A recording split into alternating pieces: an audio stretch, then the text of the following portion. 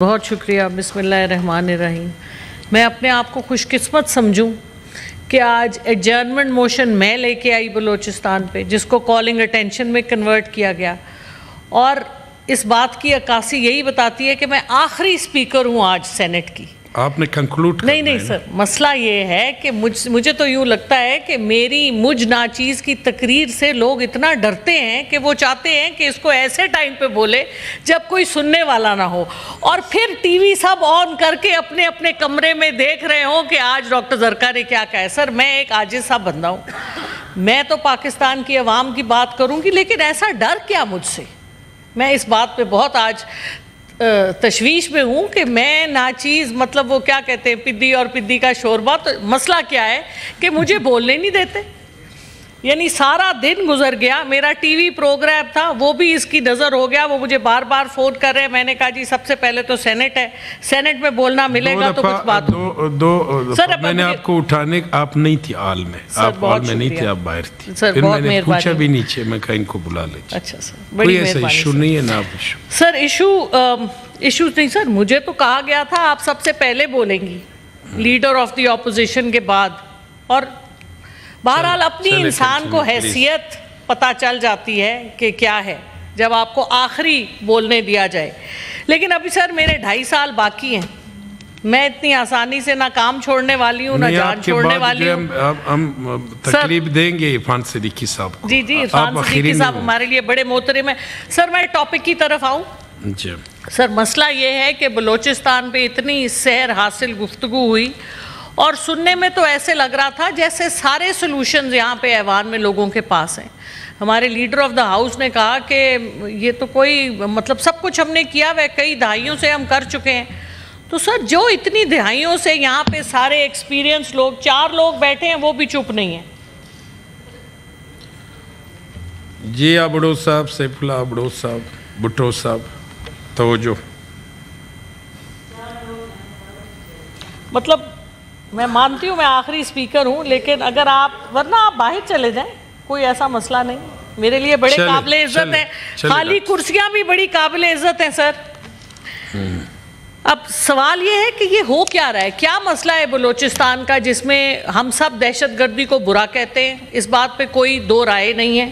ہم سب کہتے ہیں کہ دہشت گردوں کے ساتھ سخت ہاتھ سے نمٹنا چاہیے، اور ہم ساری پارٹیاں اس بات میں متفق ہیں، سب کو پتہ ہے کیا ہونا ہے. اور اس بات میں بھی کوئی دو رائے نہیں ہے کہ ہمیں پورا یقین ہے کہ ہماری ریاست جب اس کے اوپر کچھ کرنا چاہے گی تو وہ کر لے گی. ہماری پاکستان کی فوج جس نے اپنی اتنی جانوں کے نذرانے دیے، اتنے شہداء، اور ہماری پولیس فورس جس کے ساتھ جو ظلم ہوا کچے کے ڈاکوؤں نے کیا ساؤتھ پنجاب میں، یہ ساری جانیں جو جاتی ہیں، ہمیں پورا یقین ہے کہ ہمارے ملک کی جو فوج ہے، ہمارے ملک کی جو سٹیٹ ہے، وہ ان سب چیزوں سے نبرد آزما بڑی آسانی سے ہو سکتی ہے، اور پوری طرح کیپیبل ہے، اور ہو بھی جائے گی اور کنٹرول بھی کر لے گی. لیکن سر کیا وجہ ہے؟ 70 سال ہو گئے، اور میں نے پڑھا یہ ہے کہ یہ 5ویں انسرجنسی ہے بلوچستان میں. 5ویں انسرجنسی ہے. اور پہلی انسرجنسی جو میں ایک BBC کی رپورٹ دیکھ رہی تھی، اس میں وہ کہتے ہیں کہ پہلی انسرجنسی 1970 میں ہوئی تھی. اور یہ جو کل کا دن تھا 26 اگست، یہ برسی تھی نواب اکبر بگٹی کی. اور بلوچستان لبریشن آرمی جو کہ ایک دہشت گرد تنظیم ہے نیشنلی اور انٹرنیشنلی بھی، انہوں نے لیکن 10 اضلاع بلوچستان کے. چیئرمین صاحب آپ تو جی میں نے کہا لابیز میں جو تالے شالے لگاتے ہیں ان کو یان اچھے. سر مہربانی. جی سو بلوچستان BLA. جی پلیز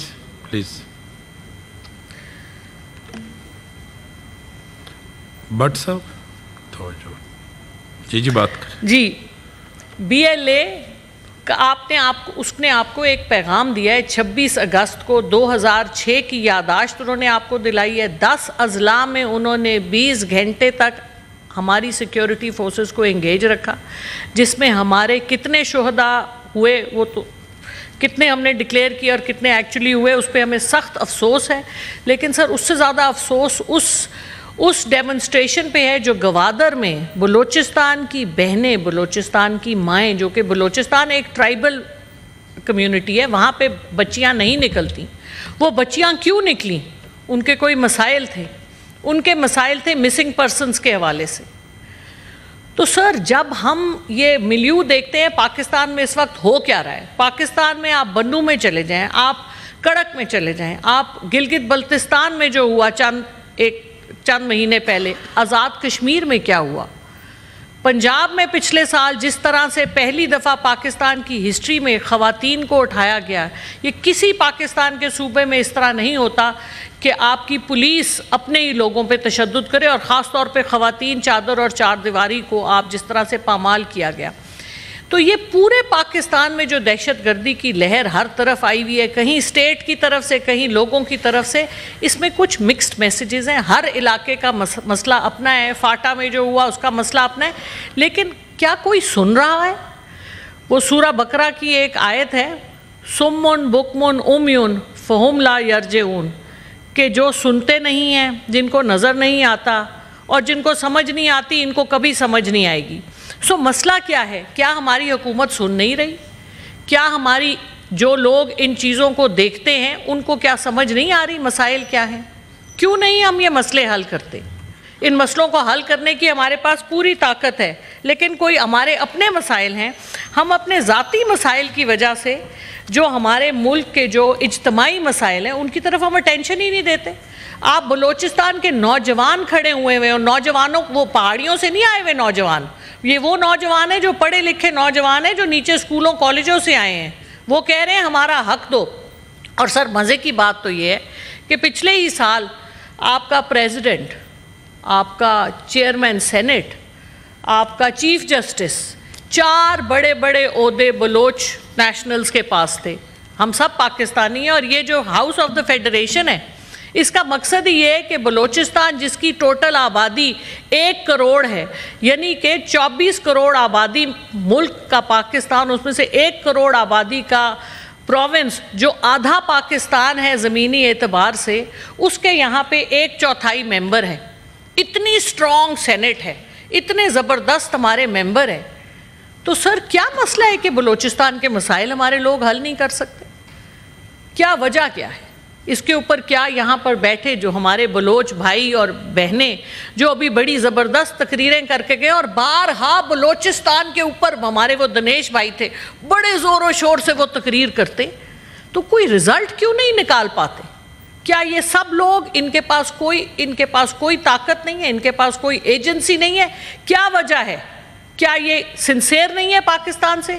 کیا پاکستان اور اس کے 4 صوبے پلس 2 صوبے جن کو ہم نے صوبے کا سٹیٹس نہیں دیا ہوا مگر وہ ہیں پاکستان کا حصہ، مثلا 4 صوبے پنجاب، سندھ، بلوچستان، KPK، اور 2 وہ جن کو ہم نے کچھ سمجھا نہیں ہوا، گلگت بلتستان اور آزاد کشمیر، یہ 6 ہیں. ان 6 یہ ہمارے ستیلے ہیں جو پاکستان چلاتے ہیں لوگ. کیا ان کے ستیلے ہیں یہ 6 کے 6 کہ ان کے لوگوں کے مسائل نہیں سنے جاتے؟ اور مسائل بڑی آسانی سے سیٹل ہو سکتے ہیں اگر ان لوگوں کو آپ انفراسٹرکچر دیں. بلوچستان میں اس وقت بھی 1 کروڑ آبادی میں سے 30 لاکھ بچے ہیں جو اسکولوں میں نہیں ہیں. سر اس کا کیا جواب ہے؟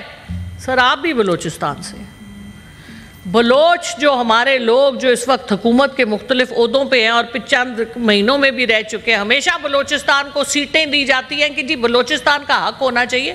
تو کیا کرتے ہیں وہ لوگ بلوچ جو اپنے لوگوں کے لیے؟ میرا تو یہ سوال ہے، اور یہ سوال میں پارٹی بیسس میں پارٹی کی کوئی بات نہیں کروں گی، کیونکہ یہ ملک ہمارا ہے، بلوچ ہمارے ہیں، سارے پروونسز ہمارے ہیں. آج میں اسی لیے بلوچ کپڑے بھی پہن کے آئی ہوں.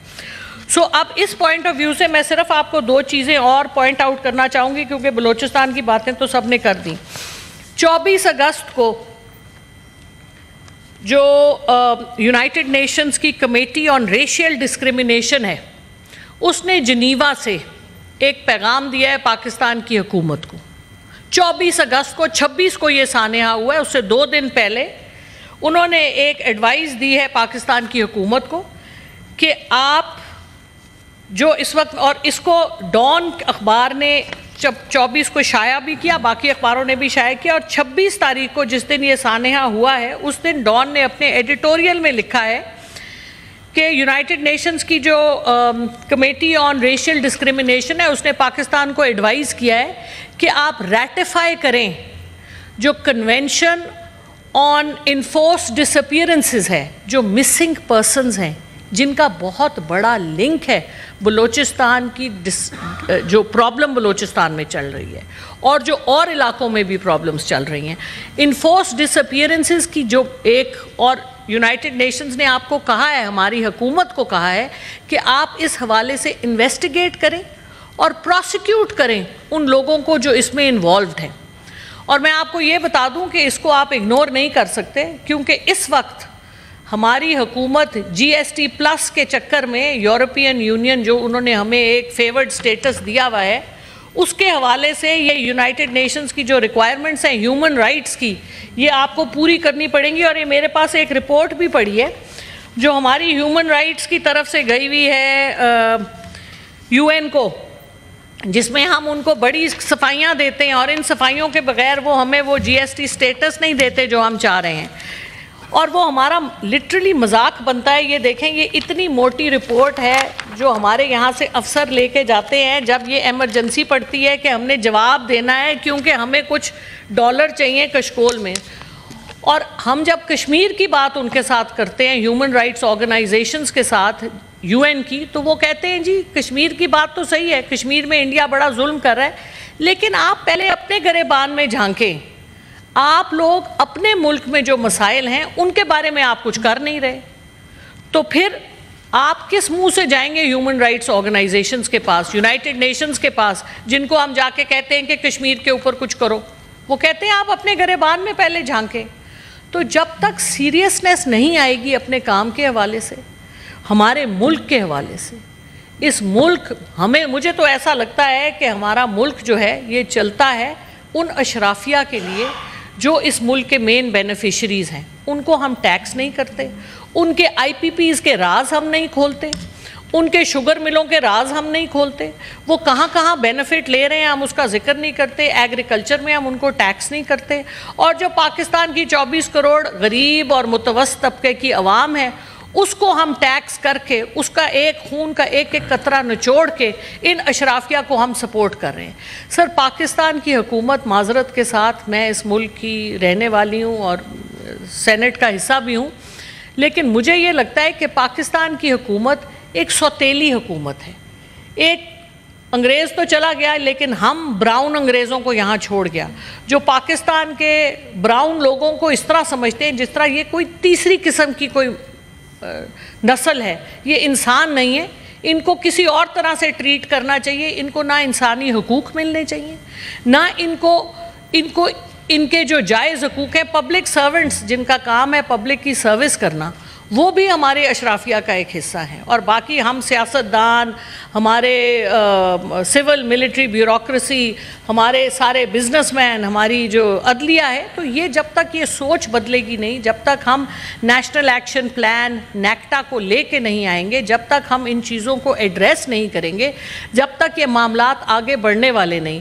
اور یہ جو اس وقت کا جو آپ کی 66%، 68% of Pakistan is below the age of 30، اور یہ 30 سال سے کم کے جو نوجوان ہیں نا، یہ ہم جیسے جو 40 اور 50 سال سے اوپر والے لوگ ہیں نا، ہماری ذہنیت کے نہیں ہیں۔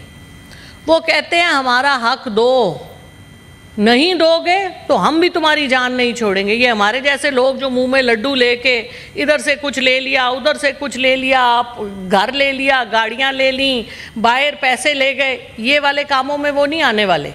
جی شکریہ، وہ اپنا حصہ لے کے رہیں گے سر، اور جب تک ہم سیریس نہیں ہوں گے ہیومن رائٹس کی، یہ جو ہم نے ساری ٹریٹیز ریٹیفائی کی ہوئی ہیں، ہیومن رائٹس کی وہ ساری ٹریٹیز جو ہم نے ریٹیفائی کی ہوئی ہیں، جن کی رپورٹس ہمیں دینی پڑتی ہیں اور جن کے حوالے سے ہم سے سوال کیے جاتے ہیں ہر بار، اور ہمارے آفیشلز باہر جا کے شرمندہ ہوتے ہیں اور ہم یہاں شرمندہ ہوتے ہیں، تو ہمیں ٹرانسپیرنسی لانی ہوگی، ہمیں سوالوں کے جواب دینے ہوں گے، اور ہماری حکومت کو تھوڑا سا کام کرنا پڑے گا۔ تو یہ کمیٹی جو کہہ کے گئے ہیں ہمارے لیڈر آف دا ہاؤس، بڑے آنریبل ہیں، لیکن کمیٹیوں سے کام نہیں چلنا۔ اور سر، ایک آخری بات یہ کہ یہ لوگ جو پرانے طریقے سے حکومتوں کو چلا رہے ہیں، بڑی معذرت کے ساتھ بڑے آنریبل ہیں، ان کا وقت ختم ہو چکا ہے.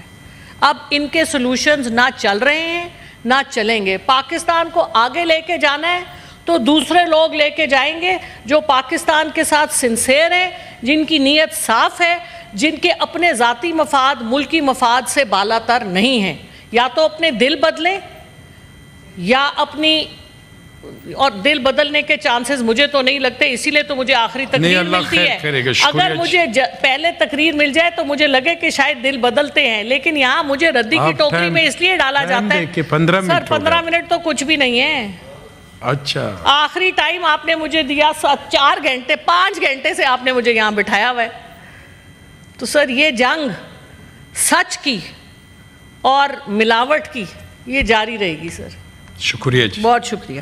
کسی اور آنریبل ممبر نے